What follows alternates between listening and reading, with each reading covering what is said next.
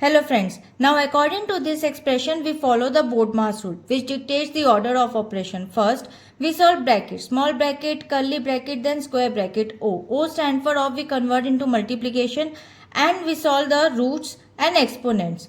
D. D stands for division, M stands for multiplication, A stands for addition, S stands for subtraction. According to this BODMAS sequence, we'll break it down this expression by this step-by-step solution.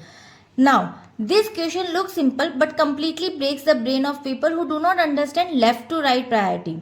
So first, we solve the division. You have two division back to back. Now you can see 36 divided by 3 and divided by 2. You must go strictly left to right. First, we solve 36 divided by 3 equals to 2. So now the expression becomes 12 divided by 2 multiplied by 4 plus 4 minus 4. Now the step 2 says, now we divide again, left to right. 12 divided by 2 equals to 6, and now the equation becomes 6 multiplied by 4 plus 4 minus 4.